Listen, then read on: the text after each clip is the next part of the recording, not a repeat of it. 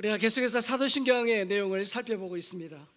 사도신경의 가장 주된 내용은 예수님에 대한 신앙 고백이죠. 예수님에 대한 신앙 고백이 내용이 가장 길어요. 자, 그 이후에는 당시 이 성자 예수님에 대한 이단들의 그런 심각한 그런 미혹이 있었기 때문에 그 미혹에 빠지지 않도록 성도들을 교육하고 또 바른 신앙을 정립하기 위해서입니다. 자, 지금도 그때와 다르지 않습니다. 그래서 사도신경에 예수님에 대한 고백을 마음으로 믿고 또 입으로 시인하고 삶에서 실천할 때 그런 이단의 미혹으로부터 우리가 보호받을 수 있죠. 또 예수님이 누구신지 또 예수님이 무엇을 하셨는지를 잘 알아야 우리의 신앙이 견고해집니다. 자, 예수님 누구십니까? 우리는 예수님을 내 인생의 구원자와 또 내 인생의 주인으로 그렇게 고백합니다. 또한 예수님은 무엇을 하셨습니까? 예수님은 성령으로 잉태하신 분이시죠. 그래서 완전한 하나님이십니다. 또한 동정녀 마리아에게서 나셨기 때문에 우리와 같은 완전한 인간이시죠. 그래서 예수님은 죄가 없는 하나님이시고 동시에 인간이시기 때문에 우리의 모든 사람을 대신하여 하나님의 그 진노와 형벌을 대신 받으신 분입니다.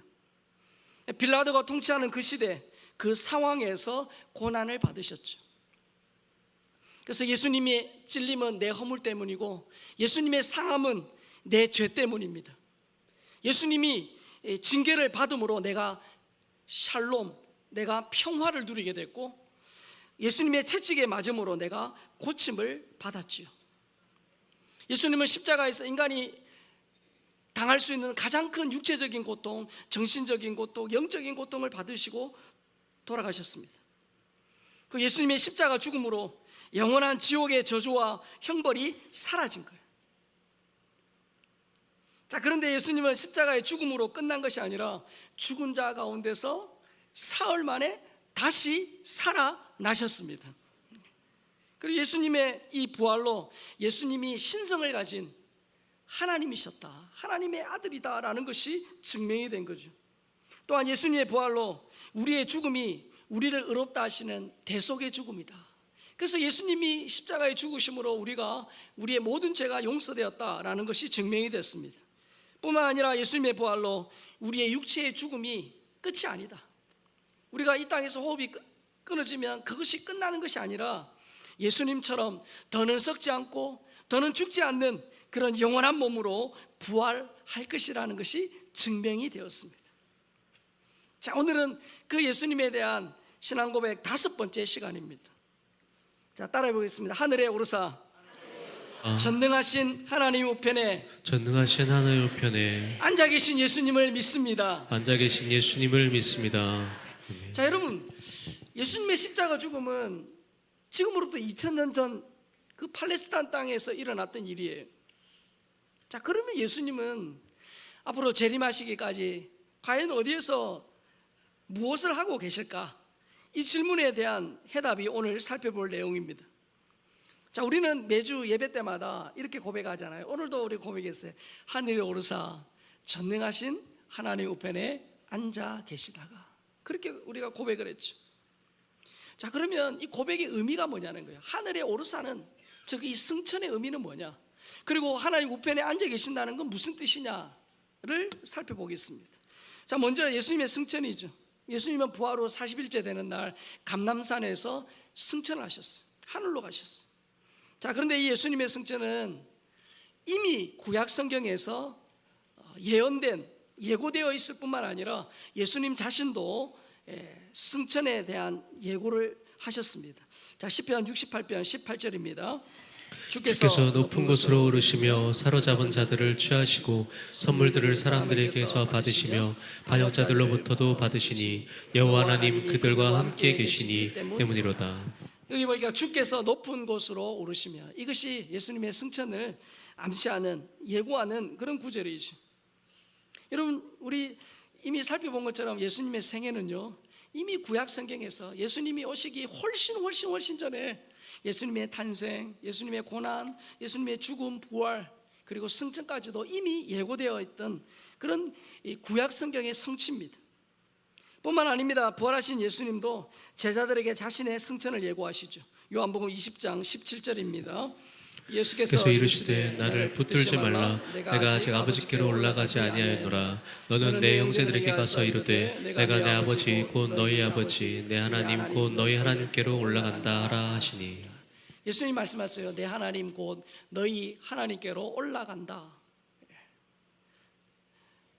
예수님의 승천을 다루는 본문 중에 하나가 오늘 읽은 오늘 사도행전 말씀이에요. 자, 본문 9절을 다시 한번 읽겠습니다. 이 말씀을 마치시고 그들이 보는 데 올려져 가시니 구름이 그를 가려 보이지 않게 하더라. 자, 이 본문에 보니까 예수님의 승천이 제자들 보는데, 그들이 보는 데서 하늘로 올라가신 거예요. 자, 여러분, 왜 누가는 이 본문을 이렇게 기록했을까요?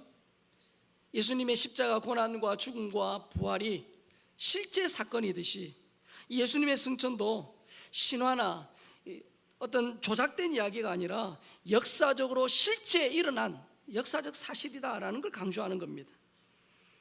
자, 그런데 여러분, 오늘 금방 읽은 본문에 보니까 예수님이 제자들의 눈앞에서 하늘로 올라가실 때 구름이 나타나서 예수님의 그런 모습을 가렸다, 그렇게 돼 있죠. 자, 여러분, 이 구름은 우리가 평범하게 보는 하늘에 떠다니는 구름이 아니라 하나님의 기적적으로 보내신 특별한 구름이에요. 이 구름은 우리가 매일 보는 그런 자연계에 있는 하늘의 구름이 아니라 하나님의 임재를 상징합니다.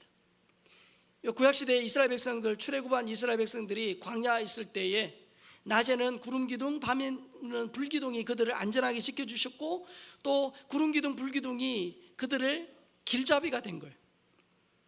그래서 이스라엘 백성들은 눈만 들어서 하늘 쳐다보면 지금 하나님이 구름기둥으로 불기둥으로 그들과 함께 하신다는 걸 늘 느꼈습니다. 하나님의 임재를 그들이 체험했죠. 예수님이 승천하실 때 구름이 나타나는 것도 그 순간 하나님이 그곳에 함께 하신다, 임재하심을 그렇게 상징적으로 보여줍니다. 예수님이 승천하실 때 나타난 구름은 하나님의 임재를 상징하고 또한 하나님의 영광을 상징합니다. 하나님이 모세에게 지시하신 그대로 성막을 세웠을 때 구름이 성막을 덮어요. 자, 그 내용이 출애굽기 40장 34절 35절에 나오는데 같이 보겠습니다. 구름이 회막에 덮이고 여호와의 영광이 성막에 충만하매 모세가 회막에 들어갈 수 없었으니 이는 구름이 회막 위에 덮이고 여호와의 영광이 성막에 충만함이었으며. 자, 이때의 구름은 하나님의 영광을 나타내요. 하나님의 영광. 그래서 예수님의 승천은 그런 초자연적인 기적일 뿐만 아니라 영광과 권능으로 충만한 신비한 기적이에요. 그래서 예수님은 이 하나님의 임재와 영광 속에서 하늘로 올라가신 거예요. 승천하신 거예요. 자, 그렇다면 여러분, 신비로움으로 가득한 이 예수님의 승천이 우리 그리스도인들에게 주는 몇 가지 중요한 의미가 있어요. 첫 번째는 뭐냐면 예수님의 승천은 이 그리스도로서의 예수님의 사역이 본격적으로 시작됐다는 뜻입니다. 여러분, 예수님을 그리스도라는 말 잘 아시잖아요. 기름 부음을 받은 자다. 그래서 구약시대 이스라엘에는 기름 부음 받는 세 부류의 사람이 있었잖아요. 선지자, 제사장, 왕입니다. 마찬가지로 예수님은 이 세 가지 직분을 가지고 있으신 분이에요. 그래서 승천하신 예수님은 이제 더는 고난의 종이 아니라 이제 천상에서 선지자로서 또 대제사장으로서 왕으로서의 그런 천상 사역이 시작되었다라는 것을 보여줍니다. 그래서 승천은 이 그리스도의 천상 사역을 시작하는 그런 예수님이 이 세 가지 직분에 취임하시는 취임식과 같아요. 둘째로 예수님의 승천은 육체의 형태로 이 세상에 계시던 예수님의 시대는 이제 끝이 나고 이제 영의 형태로 세상에 임하시는 시대가 되었다라는 것을 뜻합니다. 여러분, 예수님이 승천하시고 난 이후에는 육안으로 예수님을 볼 수 없죠. 자, 그러면 예수님은 승천 이후로 재림하실 때까지 어떤 모습으로 임재하시나? 자, 로마서 1장 4절 말씀 보겠습니다. 성결의 영으로는 죽은 자들 가운데서 부활하사 능력으로 하나님의 아들을 선포되셨으니 곧 우리 주 예수 그리스도시니라. 자, 부활하신 이후에 예수님은 성결의 영, 그런 성결의 영의 모습으로 임재하시죠. 예수님은 눈에 보이지 않는 영의 형태로 계십니다. 여러분, 예수님이 영의 형태로 계신다라는 이것이 우리에게 엄청난 유익이에요. 자, 여러분, 예수님 만약에 팔레스타인 땅에 계시던 모양처럼 계속 육체로 함께 하신다, 계셨다 생각해 보십시오. 자, 우리는 지금 모두가 다 이 산정의 예배당에서 지금 예배를 드립니다. 자, 우리 중 누구도 지금 이 시간 동시에 여기에 있으면서 제3의 장소에 있을 수 없어요. 맞습니까? 예. 물론 우리의 지금 정신은 딴 데로 지금 가가지고 지금 뭐 오늘 점심에 뭐 하나 뭐 그렇게 생각할 수는 있겠지만 우리의 육체는 지금 여기에 있으면 다른 곳에 있지 못하죠. 여러분, 같은 원리로 예수님이 우리와 같은 육체의 형태로 계신다면 팔레스타인의 그 이스라엘 땅의 어느 한 장소에 계셨을 것이고 육체로 계신 예수님이 만나는 사람은 소수일 겁니다. 그러니까 여러분, 예수님이 계속 육체로 계신다면 예수님이 계실 수 있는 지역은 극히 제한적이고 만날 수 있는 사람도 많지 않아요. 자, 그러나 영은 어떠합니까? 시간과 공간과 상황을 다 초월한 형태로 계시는 거죠. 예수님이 부활하시고 승천하신 후에는 영의 형태로 거하시면서 시간과 공간과 숫자를 초월하십니다. 그래서 예수님의 승천은 이 땅을 완전히 떠남이 아니에요. 오히려 반대입니다. 이 땅 구석구석 모든 사람에게 임재하시기 위함이죠. 그래서 예수님은 영의 형태로 계시기 때문에 어느 시대 어느 장소에 상관없이 계십니다. 그래서 내가 내 죄를 고백하고 예수님을 나의 구원자와 인생의 주인으로 영접할 때 그분이 어떻게 해요? 내 안에 영원히 계시는 거예요. 내 안에 영원히 계시는 거예요. 예수님의 승천이 그리스도에게 주는 의미 세 번째는 성령 하나님이 이제 전면에 나서서 활동하시는 시대가 되었다는 뜻입니다. 물론 창세 때도 이 땅을 만들 때도 삼위 하나님이 성령 하나님이 함께 하셨어요. 자, 그런데 우리의 구원사에 있어서 성부 하나님이 우리의 구원을 계획하시고 예수님이 실제로 이 땅에 오셔서 십자가의 죽으심으로 구속 사역을 완성하셨고 그 구원 사역을 사람들에게 적용하는 성령의 시대가 되었다는 거예요. 이 말은 다시금 쉽게 표현하자면 이런 겁니다. 여러분, 예수님이 2000년 전에 십자가에 죽으셨어요. 그러나 그 사건이 진짜 나를 위한 십자가 사건이었다. 내 죄를 위하여 죽으신 나를 구원하시기 위한 그런 하나님의 은혜였다는 것이 믿어지는 사람이 있는 반면에 믿어지지 않는 사람이 있거든요. 이 믿어지는 건 뭡니까? 성령께서 그 사람에게 이 구원 사역을 적용시키신 거예요. 그래서 그것이 믿어지도록 성령께서 지금 우리 가운데 일하시는 거예요. 그래서 예수님은 자신이 이 세상을 떠나면 성령을 보내주실 것을 약속하셨죠. 요한복음 14장 26절입니다. 보혜사 곧 아버지께서 내 이름으로 보내실 성령 그가 너희에게 모든 것을 가르치고 내가 너희에게 말한 모든 것을 생각나게 하리라. 여러분, 제자들은 예수님과 함께 있을 때 예수님의 말씀을 잘 이해하지 못했어요. 십자가에 죽고 부활하고 승천하고 이 사실을 잘 몰랐어요. 근데 예수님이 가시고 보내실 보혜사 성령, 그 성령께서 임하셨을 때 그 예수님의 말씀이 생각났고, 아, 그 말씀이 이런 뜻이구나 라는 것이 깨달아졌어요. 지금 바로 우리에게 성령께서 그 일을 하시는 거예요. 예수님의 승천 이후부터는 성령 하나님이 이 사역을 주도하시고 성결에 여기신 예수님이 그 사역을 돕는 형태의 시대가 되었다라는 것을 말합니다. 그래서 여러분, 예수님의 승천은 예수님이 전면에 나서서 구속 사역을 주도하던 시대는 이제 끝이 나고 성령의 시대가 되었다. 그런 사역의 전환점이라는 것입니다. 자, 그러면 여러분, 예수님 승천 이후의 시대는 성령의 시대라면 우리의 신앙 고백에 있어서 바로 하늘에 오르사, 그리고 두 개가 더 있죠. 하나님 우편에 앉아 계시다가 저리로서 산자와 죽은 자를 심판하러 오시리라. 여러분, 승천하셨다면 승천하셔서 그 이후에 이제 성령의 시대가 되었다면 우리의 신앙 고백에서 성령에 대한 고백이 나와야 되는데, 그 성령에 대한 고백, 우리가 이후에 살펴보면 성령을 믿사오며 우리가 고백하잖아요. 그 사이에 뭐가 있습니까? 하나님 우편에 앉아 계시다가 저리로서 산자와 죽은 자를 심판하러 오시리라. 즉 하나님 우편에 앉아 계신 것과 그리고 심판주로 오시는 내용이 또 들어있다는 거예요. 자, 여러분, 이제 심판주로 오시는 내용은 다음에 살펴볼 것이고, 오늘은 금방 하늘에 오르사 하나님 우편에 앉아 계신다. 이게 무슨 뜻이냐는 거예요. 하나님 우편에 앉아 계신다. 여러분, 이 표현이 의미하는 것이 무엇입니까? 자, 그러면 과연 이 표현을 우리가 문자적으로 이해할 것이냐 하는 거죠. 아까 말씀드렸지만 예수님은 영이십니다.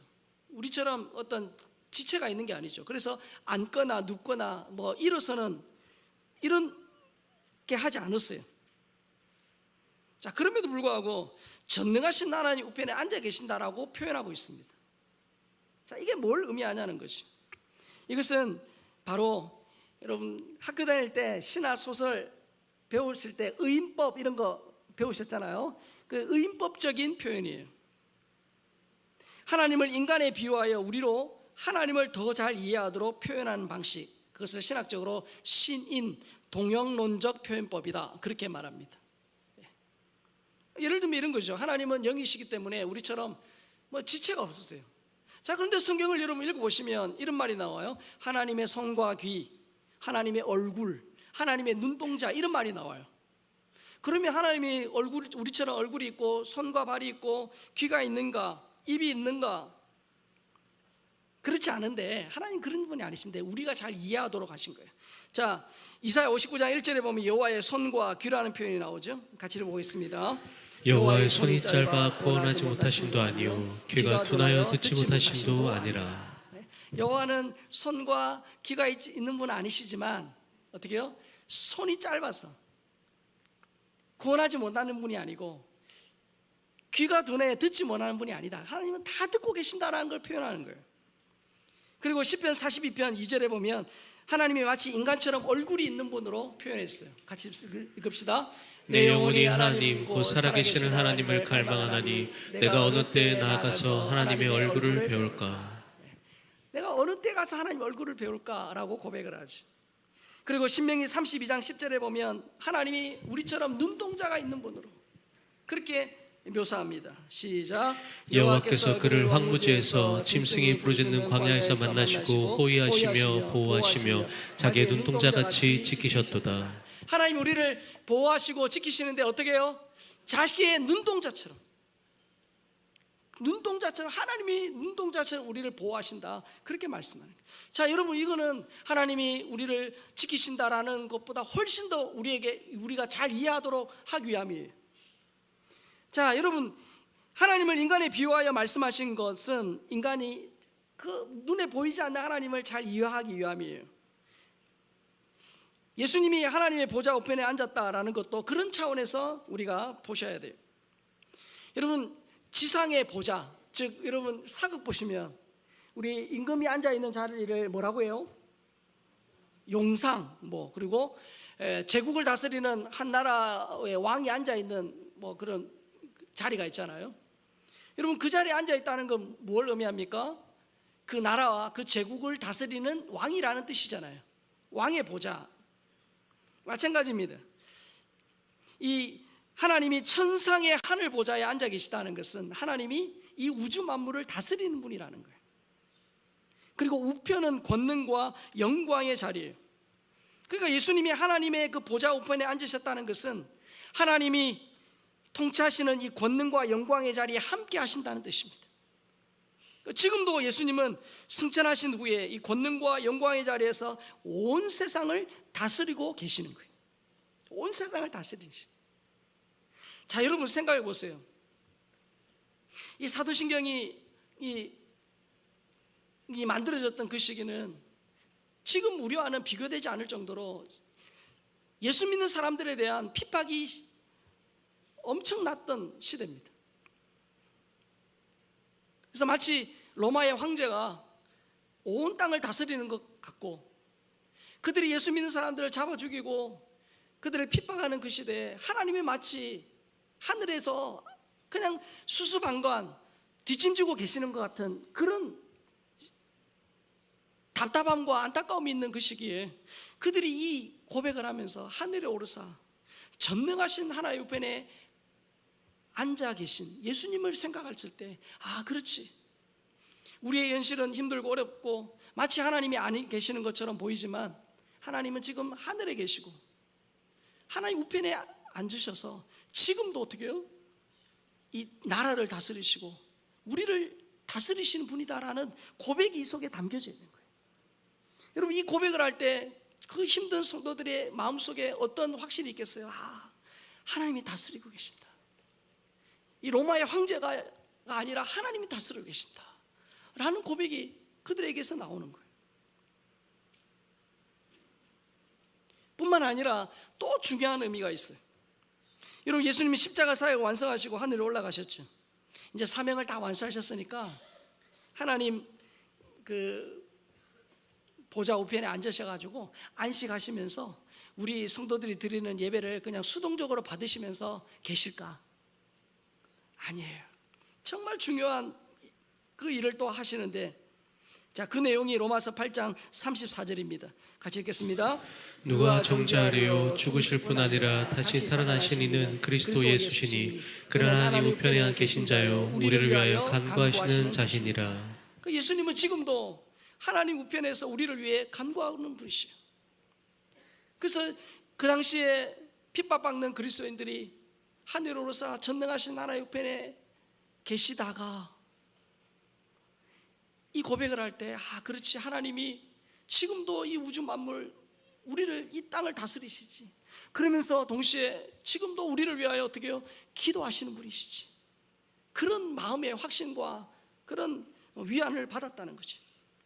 예수님은 그냥 쉬거나 수동적으로 앉아 계신 분이 아니에요. 여러분, 예수님이 이 땅에 계실 때 기도하신 장면이 누가복음에 많이 나오는데, 예수님이 이 땅에서 겟세마네 동산에서 마지막으로 기도하셨던 모습이 누가복음 22장 44절에 나오죠. 같이 읽습니다. 예수께서 힘쓰고에서 더욱 간절히 기도하시니 땀이 땅에 떨어지는 핏방울 같이 되더라. 예수님은 몸에서 땀이 핏방울처럼 떨어질 정도로 기도하셨어요. 이 땅에 떨어지는 핏방울은 적은 양의 어떤 핏방울이 아니라 많은 양의 응고된 핏덩어리를 말합니다. 예수님의 이 땀이 응고된 핏덩이처럼 땅에 계속해서 떨어졌다. 여러분, 예수님이 얼마나 그 기도에 영혼을 실으셨는지, 그리고 그 기도가 얼마나 간절하고 절박하고 애절한 기도였는지를 잘 보여줍니다. 이렇게 겟세마네 동산에서 우리를 위해 전심으로 기도하셨던 예수님이 어떻게 해요?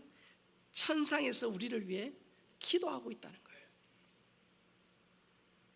예수님은 지상에 계실 때도 제자들을 위하여, 믿는 자들을 위하여, 그리고 이후에 믿을 우리까지를 위해서도 예수님 기도하셨죠. 지금도 예수님은 천상에서 우리를 응원해 주시고 우리를 위해 기도하시고 우리를 지키시는 분이심을 믿습니다. 그런 분이시라는 거예요. 자, 그런데 여러분, 예수님의 우리를 위한 기도, 중보 기도는 좀 특별해요. 우리의 기도와는 좀 다른 점이 있어요. 저는 산정형교회 우리 성도님들을 잘 섬기라고 그렇게 부름을 받은 존재죠. 그 섬김의 중요한 축이 우리 성도님들을 위해서 기도하는 겁니다. 여러분, 연초에 여러분들이 이렇게 헌금과 함께 올해의 기도 제목을, 가정과 개인의 기도 제목을 써서 주셨어요. 그리고 여러분들이 또 그때에 맞게끔 또 기도가 필요할 때 여러분 헌금에 이렇게 기도 제목을 쓰시거나 응답된 걸 또 쓰시잖아요. 그리고 저 뒤에 보면 우리 또 기도함이 있고요.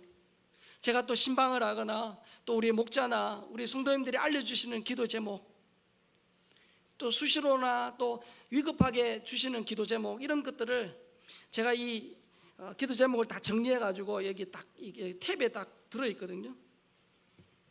그래서 제 PC하고 이 탭하고 휴대폰은 연동이 되어 있어요. 그래서 항상 여러분들의 기도 제목을 제가 늘 가지고 있어요. 그래서 딱 새벽 기도할 때나 뭐 기도할 때 불 꺼지면 제가 이걸 또 읽으면서 기도하거든요. 뭐 저뿐만 아니라 우리 장로님들을 비롯한 우리 중직들이 우리 성도님들을 위해서 기도합니다. 목자들은 우리 목원들을 위해 기도하고 우리 교사들은 우리 학생들을 위해 기도하죠. 우리는 하나님을 아버지로 모신 형제 자매 한 가족이기 때문에 서로를 위해서 기도해요. 자, 그러니까 우리가 서로를 위해 기도하지만 천상에서 우리를 위해 기도하시는 그 예수님의 기도는 우리와는 좀 다릅니다. 어떻게 다르냐? 사실 우리는 성경에서 쉬지 말고 기도하라고 하는데 사실 우리는 그렇지 못하잖아요. 그런데 천상에서 우리를 위해 기도하시는 예수님의 기도는 지속적인 중보기도예요. 예수님은 쉬지 말고 기도하라는 이 말씀의 완벽한 모델이시죠. 예수님은 쉬지 않고 매 순간 중단 없이 우리를 위해 기도하시는 거예요. 우리는 피곤해서 자고, 우리는 때로는 전혀 기도와는 상관없는 삶을 살 때에도 그분은 주무시지도 졸지도 않으시면서 우리를 위해 기도하시는 분이에요. 기도하시는 분. 예수님의 중보기도는 지속적인 중보기도일 뿐만 아니라 예수님의 이 중보기도는 우리와는 다른데, 여러분, 우리 사람들이 드리는 기도는, 또 남들을 위해 기도하는 기도는 참 피상적일 때가 많아요. 제가 성도님들을 위해 기도할 때도 여러분들이 알려주시는 만큼 기도하는 거예요.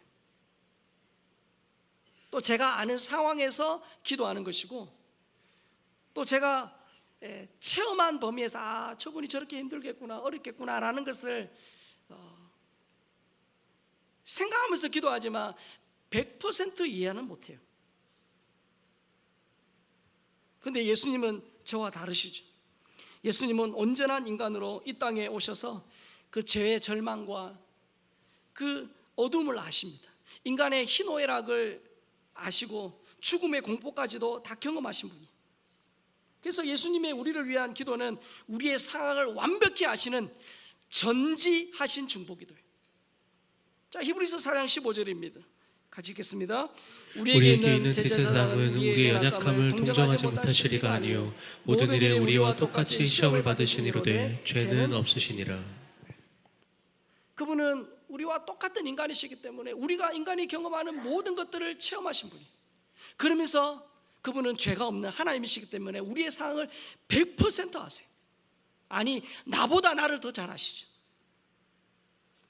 우리 교회도 이 암 환우들이 여럿 있잖아요.